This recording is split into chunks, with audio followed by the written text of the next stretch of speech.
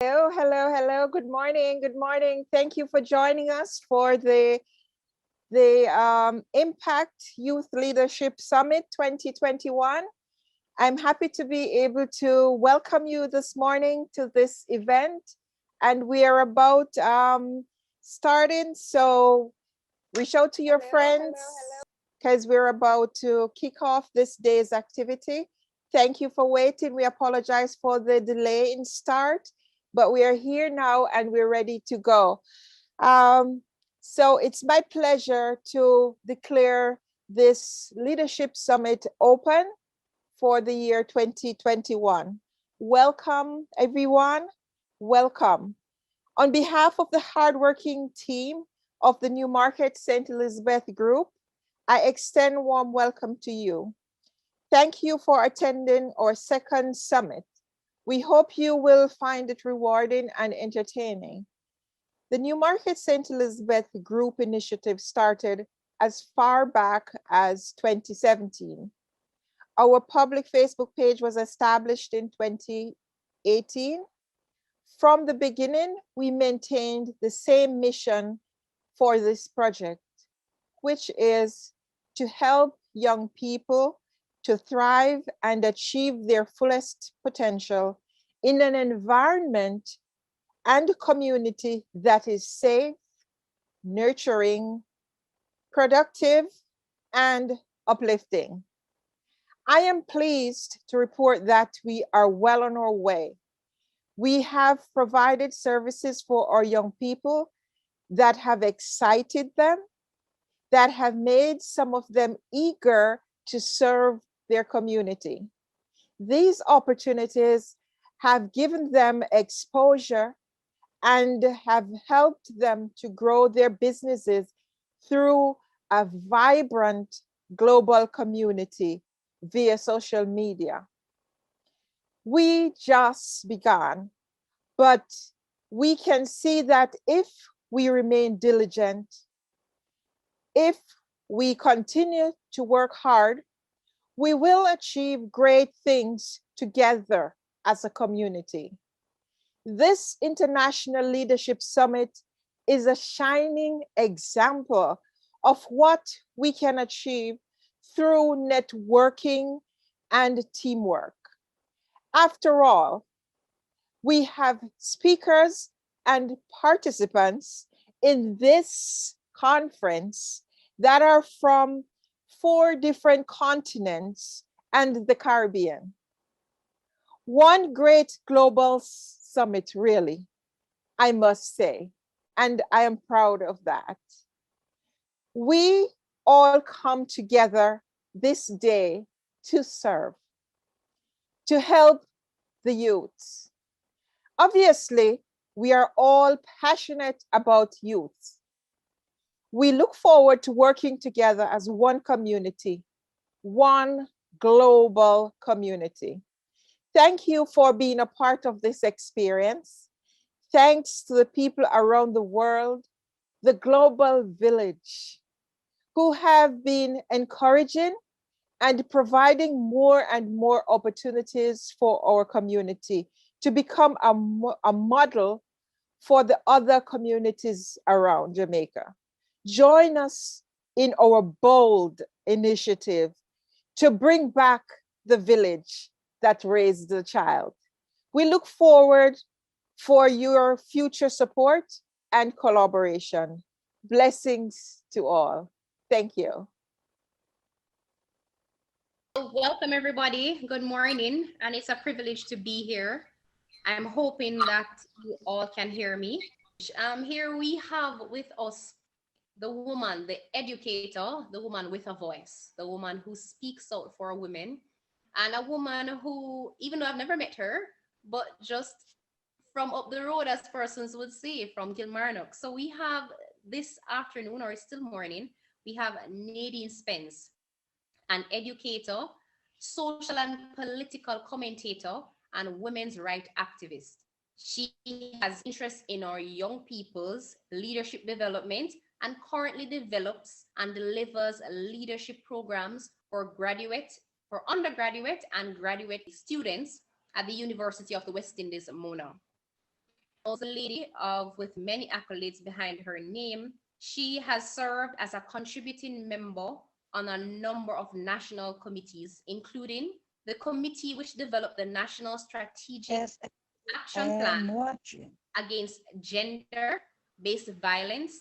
And she also served on the Partnership for Jamaica, which was chaired by the Prime Minister, Portia Simpson Miller. She currently serves as the National Gender Advisory Council. Miss Nadeen Spence is a political analyst and social commentator who has been a guest on all of Jamaica's leading television and radio programs, sharing her views and expertise on matters related to Jamaica's socio-economic, political, and cultural reality. Now, here this afternoon, we have the woman who is not afraid to use her voice, Miss Nadeen Spence. So I want to say thanks for the invitation. It's a pleasure to speak to people from my neck of the woods. As you know, I was born in Black River Hospital, grew up in Kilmarnock, and went to school in Black River and Kilmarnock and Bethlehem, all in St. Elizabeth. And yeah, my hometown. And so I'm happy for this initiative and for the opportunity to speak with you. And today we're talking about, as a women's lives matter. So I'll begin by talking about a woman who I honor every day, my mother, who I grew up with in Kilmarnock, and who, sold her wares, her farming products that my father would have farmed in the Newmarket. At first it was the old Newmarket, and then it was Louisville Newmarket. And for years, that's what my mother did, as she tried to educate her children and to take care of us on a daily basis. And to use that again as a backdrop of my conversation, a lot of the concerns that I now have about Jamaica's women are located in my understanding of how women in that particular region of St. Elizabeth have had to live their lives and have had to come to terms with their role as mothers, as citizens, and just as people trying to negotiate and eke out a space for themselves. I also have an overwhelming amount of concern for the women who are located in Northwest St. Elizabeth, Newmarket, that area, because I recognize that a huge challenge that women in rural Jamaica face is the fact that development for rural Jamaica doesn't happen at the same pace as development in areas outside of rural Jamaica. I remember a couple of years ago when I heard that Louisville Market was not operating in the same way it used to operate when Miss Yu from Kilmarnock, my mother, used to go to Newmarket on a Wednesday to sell food. And a lot of people would know that for women, the marketplace is important. And so I want to ask that question, yeah?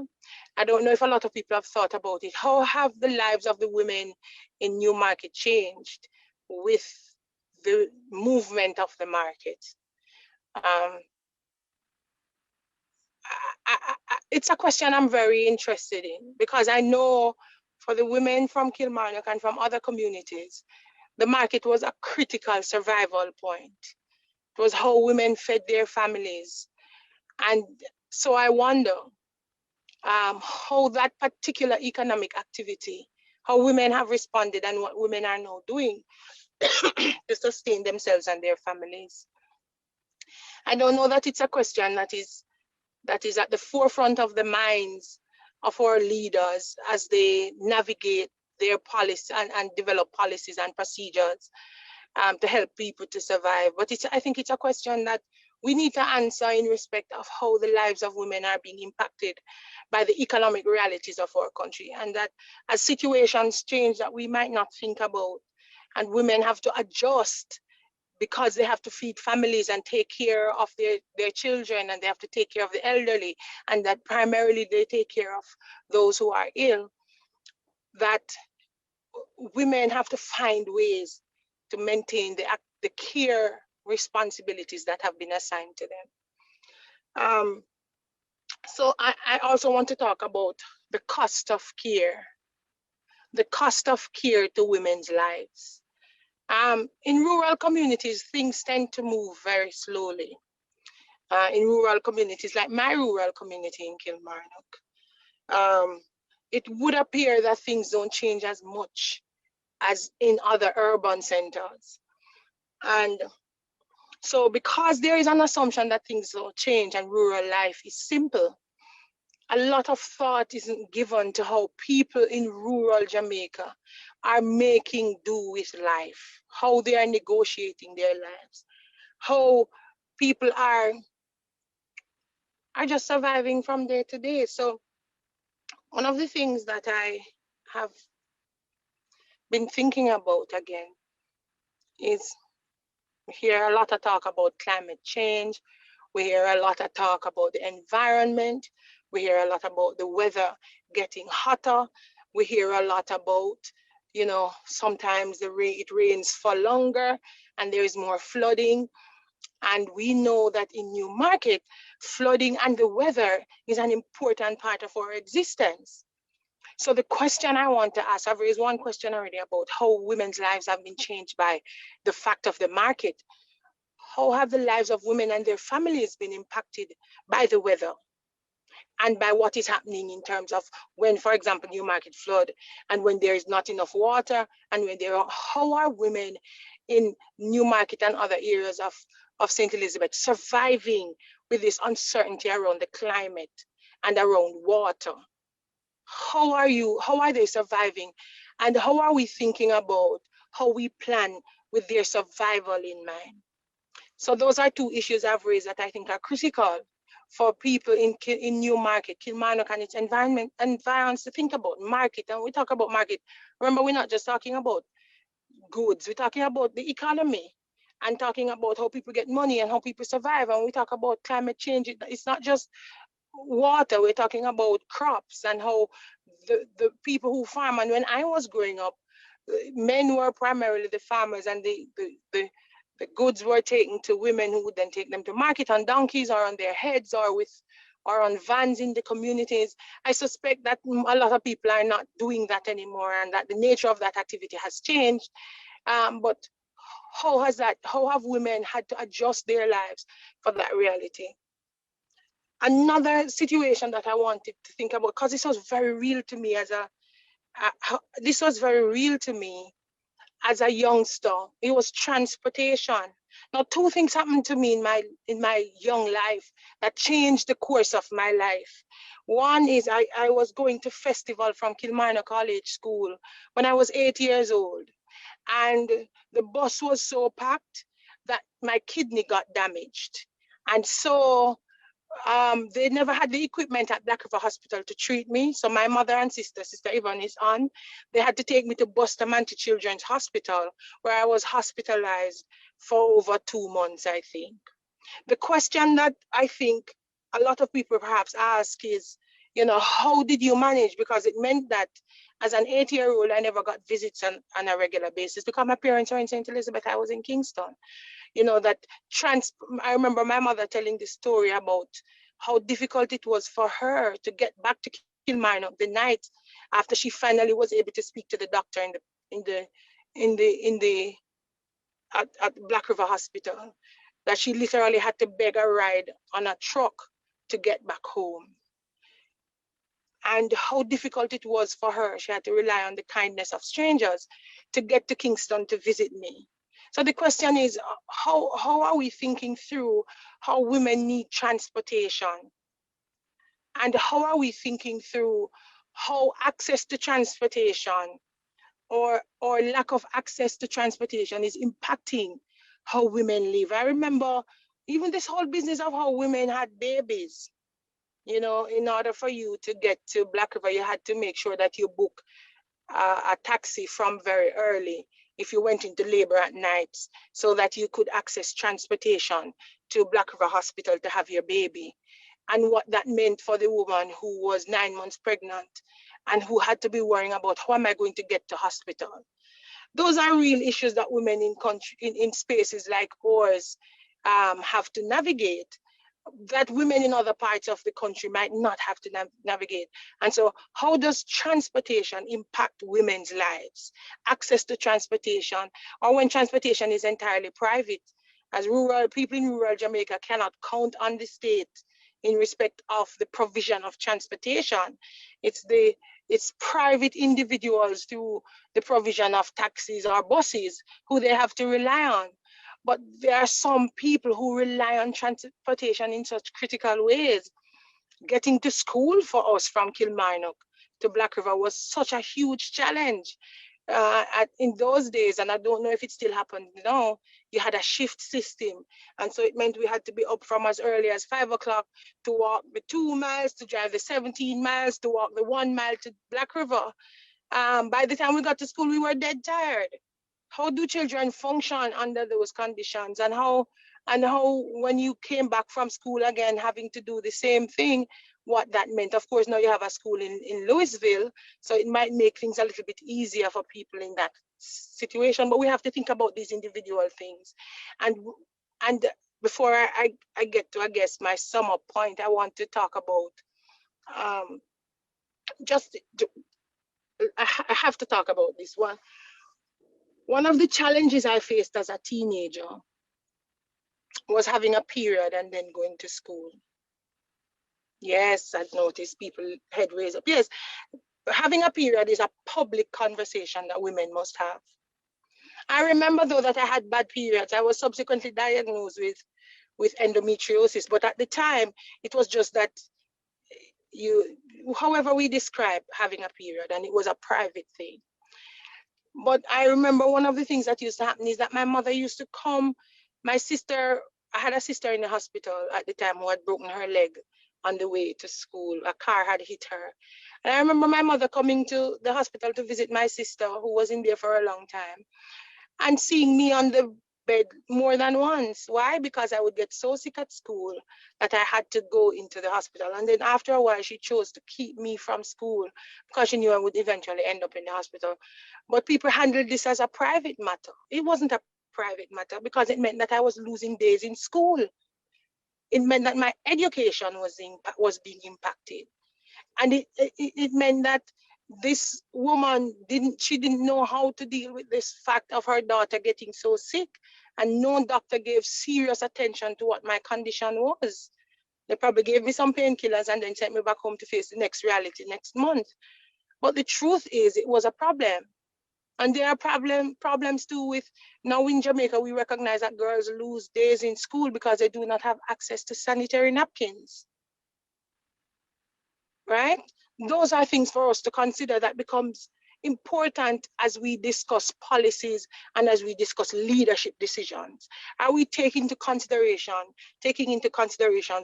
women's lives and how women are engaging reality and the impacts of different situations, from the market to access to pads to transportation to how a woman gets to the hospital to have her baby, how those critical decisions that are very personal to women's lives, how those decisions have to become public conversations so that we can plan for everybody, so that those who lead can lead in the best interest of all of our citizens. You know, one of the things I think that we have to now consider is the other issues that women face over their life cycles. Like I spoke about the period, I spoke about childbearing. The other things we are not talking about are issues that are critical to the survival of Jamaicans in the workforce. More women are dying of lifestyle diseases like diabetes, heart disease, high blood pressure, different forms of cancer, and that is because women are not getting medical intervention early enough, because people have to find it so difficult to access specialized care. So you might have a general practitioner in Black River, and you know, if you have money, you can go access the general practitioner, but people need different kinds of intervention. So is there, for example, how do women get access to a gynecologist so they can pay attention to womb health and breast health and other kinds of specialist treatment that women will need over their life cycle? Who is making those plans and who is taking those things into consideration? And who is having those conversations with the women in our neck of the woods where we come from? Who is helping them to negotiate their health challenges and health risks as they seek to improve their life chances?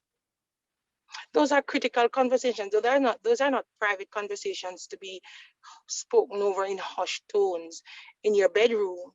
Those become important decisions for public policy consideration. All of our politicians and leaders of different institutions, ministries, departments, and agencies need to have the well-being and lives of women on their lips. And if women as voters, women as political actors don't put these issues on the agenda, then they are not going to go on the agenda. And one of the things that we have been taught is that we should be ashamed to say these things. We should be embarrassed to speak of having a period or of the intricacies of childbirth or of menopause or of all of the things that happen to our bodies as they change. As women, we've been taught to keep those private.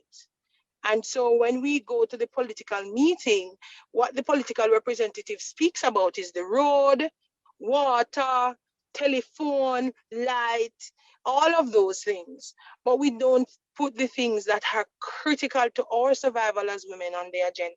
And those things need to be on the political agenda so that leadership in the country can change and also operate in our interest. Childcare has to be on the agenda. You know, it's not okay that women in certain parts of Jamaica can only access childcare if they ask their neighbor to help them out. I remember when I had my son when I was 17 years old. And if I had to leave my son to go to boarding school, which was Bethlehem Teachers College, and so my mother had to be the caregiver. But when she needed to go to the market or to go to Black River, she had to leave my son with a neighbor if they were available. If not, you know, she had to travel with him wherever she went because the government or whoever makes no provisions for childcare for people in our neck of the woods. And so we have to think about, you know, do we deserve that kind of intervention? Do our lives matter enough for us to put these issues on the agenda? Or are these things personal to us, even though it impacts all of us? Even though if you put 50 women in a room, 5,000 women in a room, these are the issues they share. Are they just personal to one woman? Yeah. And so I know you've told me to go on until 12 and I don't want to go beyond that time. I don't know if you have question and answer, but I think you've said, you know, women's lives matters. All of our lives matter. All the things that make up our lives matter. All the things that make up our lives matter. And the things that we think are private and should be kept confidential to women, no, they shouldn't be. They should become points of legislation. Policy should be implemented. We should bring them to the political meetings. We should bring them to the community meetings. Our concerns are not just with the state of roads and with when the road went bush. Women's lives in their totality matter, and women should not be afraid to put these issues on the agenda. All right. Thank you. So you have touched on so many topics that I would really like to dive into and to trash it out in here in a real discussion. but we don't have time because we are running into the other speakers' time. If you can join us back here at 3:30, then we could facilitate some discussions around some of the points that you raised. They're very critical. They're very, very important points that are worth discussing, worth hearing from people about. You know, how did you break your ribs because you were in a bus that's well, you didn't say, was it your ribs?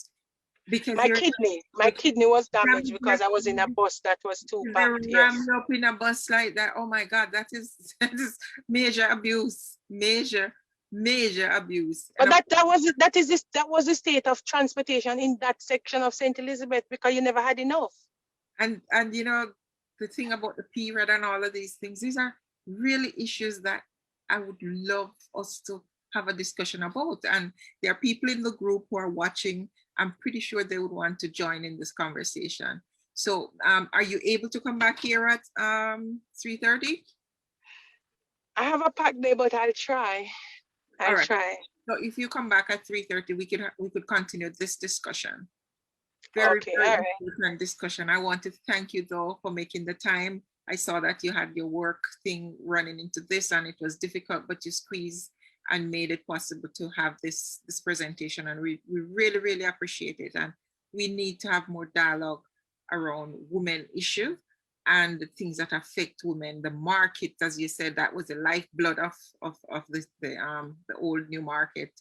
What is it like now? You know, these are really points to think about. So yeah, we'll talk about that later. All right. Okay. All right. Thanks for the invitation. So very much. Thank you so very much. Bye-bye. Great. Ladies and gentlemen who are watching, we are going to take a break, a short break, because I want to break this video and then start a new video. So I'm going to sign out and then sign back in. Those of you who have the Zoom code to come on and perform, the Zoom code will still work. I just want to refresh this video so it doesn't go on too long. So I'm going to cut it here and I'm going to sign in again.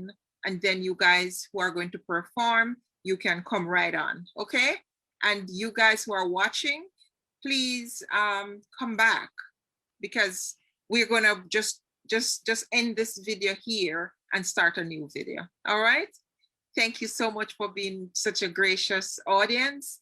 And to the guests who have been here earlier and spoke, we are all, you know, just revved up. All of these things that are coming up, all of these points, all of these recommendations, all of these matters for discussion, they're truly worth us exploring them today. And so I want you to come right back here, just grab your lunch and run back inside the place, so we continue this wonderful, wonderful Impact Youth Leadership Summit 2021. My name is Evadne.